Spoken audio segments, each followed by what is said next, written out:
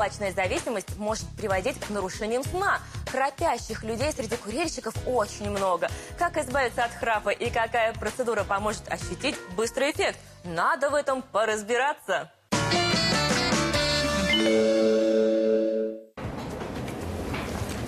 Добрый день. Здравствуйте. Проходите, пожалуйста. Слушаю вас, что вас беспокоит? Дело в том, что жена говорит, что я это сам не чувствую, но жена говорит, что я ночью храплю, постоянно толкает меня.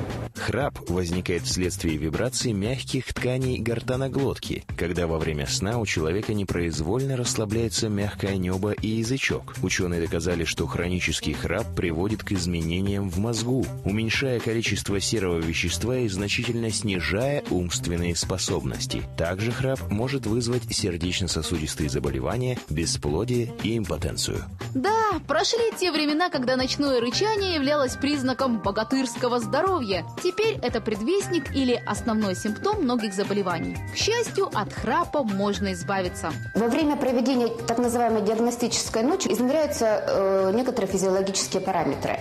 Это поток воздуха через нос, это непосредственно остановки дыхания, есть или нет, какой промежуток времени они занимали. Мы можем посмотреть, сколько их было за ночь. У некоторых пациентов с тяжелой формой бывает до 500, даже до 600 остановок дыхания. Плюс анализируется положение тела, измеряется сердцебиение. В общем, изучается все то, что впоследствии поможет поставить точный диагноз и назначить лечение.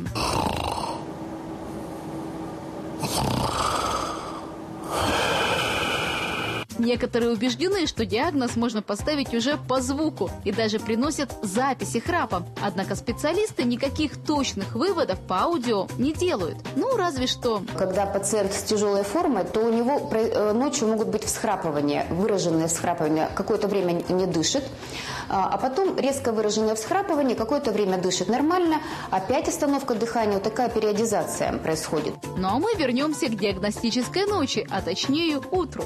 Достаточно комфортно я себя чувствовал при этом. То есть никаких неприятных ощущений не испытывал. Током не било? Нет. Больно не было? Здравствуйте, проходите. Как ночевали? Спали? Нормально? Специалист досконально изучит все данные и точно назовет причину ночного нарушения сна.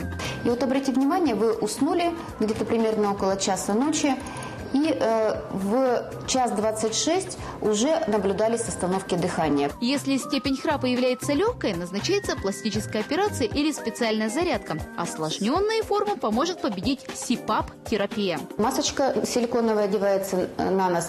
Регулируется, с помощью этой маски регулируется давление в дыхательных путях. И как только наступает момент перед остановкой дыхания, расширяются дыхательные пути, пациент спит хорошо, дышит нормально, храпа нет и, соответственно, насыщение крови кислородом достаточно. И структура сна выравнивается и нормализуется. Такую маску можно использовать и дома. Подавляющее число пациентов отмечают видимые улучшения уже через несколько дней. Утром себя чувствовал намного бодрее, работоспособность сразу повысилась.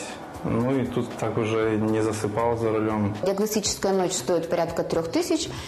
Сюда же входит ночь, сама ночь диагностическая со всей аппаратурой. Расшифровка сна с назначением лечения. Избавляйтесь от храпа, и тогда дыхание будет ровным, здоровье крепким, а сны приятными.